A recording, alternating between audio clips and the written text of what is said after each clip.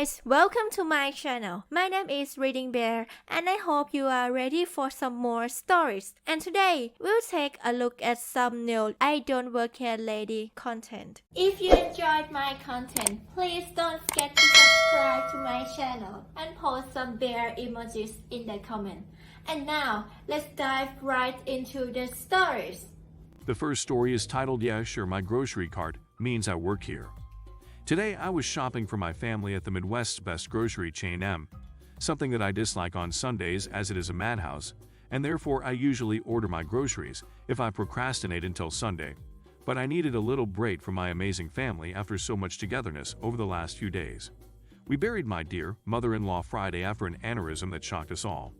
Like I said, I needed a break even though I am on chemo and took it yesterday. I do Saturday so I don't miss work, and so my students don't see their teacher looking deathly ill. I digress, back to the story. As I mentioned earlier, I dislike shopping on Sundays, but here, I was ready to tackle the crowds with my on-mission stare, and one headphone in listening to a book, the other dangling out so people could not only see I was listening to something, and therefore not approach me, but also know that I could hear them if I was in the way or something. The Big Red M has produced in the front of the store, and their employees wear blue-collared shirts with khakis or black pants, or a blue apron with khakis or black pants, and always closed-toed shoes and a visor or ball cap. Today, I'm sporting a navy shirt with red, purple, and light blue flowers, jeans rolled up to just above my ankles, platform sandals, and my pink sunglasses on top of my head. I look nothing like their wonderful employees, and since I'm pushing a blue shopping cart and looking at produce, minding my own business when Karen first makes her appearance. K for Karen clears her throat. I move to the side assuming she also wants to look at the blackberries in sale 5 for $5. My book is getting interesting so I don't pay her much mind. K HMMM then clears her throat again. Excuse me, I'm sorry, I'm almost done. Midwestern manners kick in and I hurry up. K exasperated, I said excuse me. Me? Sorry? I'm sure I looked as thoroughly confused as I was at this point, since I had only taken a quick moment to get my 5 pints. K, are you done yet? Mind you, I'm walking away with my cart at this point, so yeah, I'm done, dummy. Me, all yours. They all look good. It's a good price stop. K, yeah, but I want the ones you got since it looks like you got the best ones. Me, I think they all look good, sorry. I turn to leave and go to the bananas. K, well, that was rude. She says loudly and at no one in particular. I keep shopping, laughing at how I've just encountered a Karen of sorts, but thankfully made it out unscathed, or so I thought. Next up is the bakery department. I'm picking up some sweets for my boys, 4 and 6, and my husband for breakfast, since my husband is on bereavement, and will be taking the boys into school, leaving me to get some grading done before my students get to my school. Karen re-entered the picture, just as I pick up a 40% off package of donuts. Score. K, I was going to get those. Mind you, I had them in my cart before she was in the area. Me. Okay. Well, that stinks. I think, oh, here we go again. K, it's not fair. You are taking all of the good stuff for yourself. Me, well, I guess get ahead of me then? K, no. You need to share with the other customers. Me, I believe, store has a first come, first served policy, but whatever. K, customers should not have to wait for you to get their stuff. Me, still not realizing that she thinks I work here. Whatever, hon, I don't have to cater to you. I walk away with my donuts. K, I said I wanted those. I'm ignoring her and walking away. Karen was not at all happy about this. K, give me those cookies. Me, they're donuts and no. K, you can't just take what you want, give them. Me, still walking away. I got them first, and it looks like I can and did. Toodles. Big grin on my face.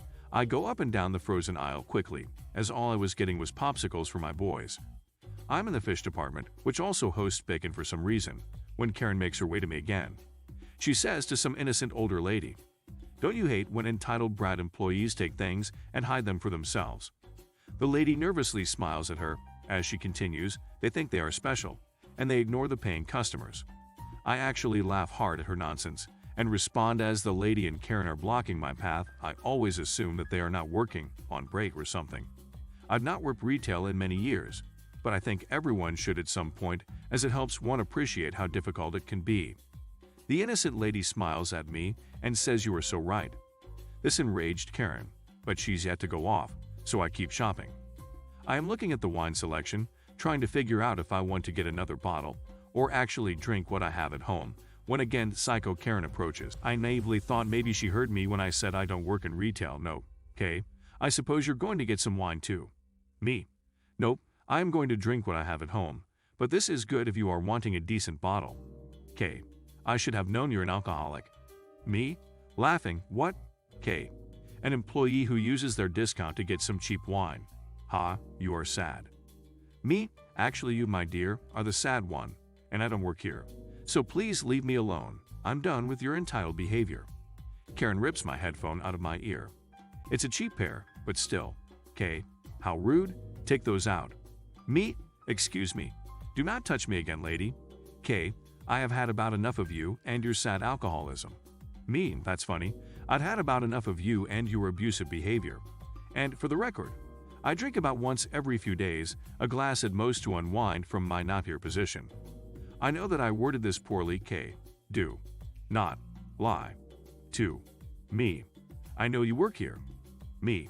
No, but I shop here regularly, so maybe you've seen me here. I've never worked for M. I know for a fact that no employee looks remotely like me. K. Yes, you do. You're wearing their colors even. Me. So because I'm wearing a different blue with red flowers, I work here. K. You effing. Yes, she said, effing, not the actual word. Work here. Me. Laughing hysterically at my Karen the wild catch. Yeah, okay, lady. K. Wait here. I'm getting your manager and you'll be sorry. Oh, and she reaches into my cart and takes my donuts. I laugh and take them back. K. Red in the face. Management. Manager. Manager. Manager.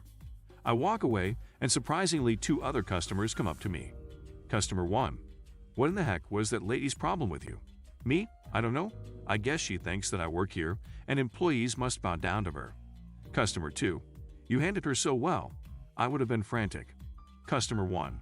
I know you from somewhere. Are you my kid's teacher? Me. I'm a teacher. Who is your kiddo? Customer 1. Kid's name. Me. Laughing. Yes, how's his project going? We chat and then go back to shopping because we hear Karen still hollering about needing a manager and none of us wanted to deal with her brand of crazy. I head to the other, non-grocery side of the Megamart, get what I need and head to the checkout feeling grateful that I managed to get what I needed without further incident, or so I thought. I'm standing in line, cart full, when I hear the god-awful voice of Karen. K. Let me in front of you. I already reported you to your manager, and she said she'll talk to you later. Employees should go after customers. Hands on hips expectantly. Me? I don't know who you talk to, but again, I don't work here. I have waited for 2 other customers to get through the line beforehand, and while I appreciate your cart has less than mine, I don't think I'll offer you anything since you have been insufferably narcissistic and have displayed downright disgusting behavior. K. That's it. The nasty woman hit me. She actually hit me with her cart. I'm getting your manager. You'll be sorry! Exclamation. She took off yelling again as I began to unload my cart. I'm pale in the face because today it is the day after my chemotherapy treatment, and I'm so not happy with this lady and her nasty attitude. Normally I would have let someone with a few small items go ahead of me, but not today as I just want to get home and get to bed. I'm lucky enough my chemotherapy doesn't render me bedridden like it does many people, but I don't exactly feel great. The kind employee notices my sheet white appearance and asks me if I need assistance, and said that they'd already called the manager after the incident with the lady, and normally I would say no thank you. But I take him up on his offer and sit in the blue benches in front of his lane while he and another employee unload and reload my cart. They even put in my perks code for me. This store really is the best. The manager comes up as I'm getting up to pay, Karen in tow. Manager. Is this the lady you're talking about? K. Yes. Ha. She's still here. Now take care of her. She was so rude and she took all of the good things. I bet she steals too. Manager perplexed. She isn't an employee. She shops here often, ma'am, so maybe you've seen her. K. You're telling me she doesn't work here? Ha. I do not understand why you are covering for her. She stole from my cart. Customer 1, who I think was waiting around for Karen, is in line and says loudly, you stole from her cart, she just took it back. K. Well, employees should not get the discounted things. Manager. Ma'am, employees are allowed to buy whatever they please, and again I'm sorry, she doesn't work here. K. She's a thief. Me? Please, just let me be, I'm feeling quite ill. But if you need to look at video or something, I'll wait. But can you please put up my frozen popsicles? Employee who saw her hit me. Manager, I think you should look at the video in my lane too. K, I did nothing wrong, manager. No one said you did. She raises an eyebrow. Some other employee comes out. I think he was store security. He says, manager, I think you'll find the lady in pink was repeatedly harassing the lady in blue and even hit her. Turns to me, we can produce video if you want to press charges. Me, I just want to get home. I think I'm going to be sick. K, call the cops. They'll see she's a thief. Me, okay, I'm so over you, lady. I will gladly wait for police to arrive, and I'll press charges as you have harassed me repeatedly, attempted to damage my headphones, and hit me. I have never stolen anything in my life, except a piece of candy when I was 5, and I felt so guilty about it that I went back and tattled on myself and paid for it. Manager, let's calm down, K. Liar. You stole my donuts. Me, very calmly and sweet as can be. No, I merely took back my donuts that you took out of my cart. Employee, let's review the tapes. Me, gladly, but can I please sit? I'm really not feeling well, K. Faker. They called the police, and the police officer reviewed the tapes as Karen sat there smugly with a poop-eating grin expecting vindication. Police officer asks for our statements. Karen jumps in first. I'm visibly sick at this point, and 3 officer asks me if I'm okay. I tell him I'm in chemotherapy and I don't feel good. This seems to anger Karen, who begins yelling at me as it is now my turn to speak. The officer asks her to shut up. She doesn't, so he handcuffed her and said she was going to be charged with disrupting the peace regardless of whether I wanted to press charges against her for harassment and repeated assault amongst other things. She went more pale than me, which is saying something. The manager gave me a gift card for my troubles and said with a wink in her eye if I ever wanted a job, I could have one. I did press charges which I would have dropped, but since she made me throw up in public, I wanted her to be humiliated too. I plan on using my gift card for some classroom items, tissues and hand sanitizer, and food for my homeless students. I told 3 manager I didn't need the gift card, but she insisted, and when I told her what I am using it for, the $1.20 became $100. My students are going to have food for the weekends for several weeks. Thank you, Karen and M. the Thrifty Acres. The next story is titled, I Will Take Away Your House and Property. I had this cabin in the woods high up on the mountainside. When I bought the property, we were able to buy all the land near the cabin except for one parcel. The previous owner of the entire set of properties had a spoiled son who liked to get drunk and gamble away everything he earned. So we got all but one parcel. He managed to scrape up enough cash to get one parcel right below our cabin. His parcel was entirely surrounded by mine. There's a road going up and over the mountain that first passes by the cabin and continues on through his parcel, finally ending at a pond below that. When he decided to build on the parcel, I granted him an easement for power, water, and road access, which I had my lawyer write up because I was busy in the city. I was trying to be a good neighbor. I only went up on weekends, so I didn't have too many problems. We managed just fine for a few years. I didn't like him much, but we kept to ourselves, though he had a weird habit of sneering at me when he drove by in his girlfriend's car. The police came out a few times because he was fighting with his girlfriend, but he left me alone until one day during a particularly hot August. His girlfriends left him, but he wanted the tracks. He bought a new truck. He liked his new truck. He drove his new truck past my cabin all weekend long, back and forth, nonstop. I was trying to get the last part of a rather difficult book finished, and did need a Mario Andretti wannabe tearing up my peace of mind. But it was a private road, so any traffic problems had to be settled without the help of law enforcement. I had a sweet cocker spaniel named Mindy, who stayed inside most of the time and only went outside to do her business. She was terrified of the big Dodge as he went up and down the mountain throwing gravel, any mud everywhere. When I went outside to tell him to stop, he flipped me off, called me a few choice words, and threatened to run me over if I didn't get out of his way. I just shook my head and went inside, resolving to settle his problem with a lawyer instead of fighting him.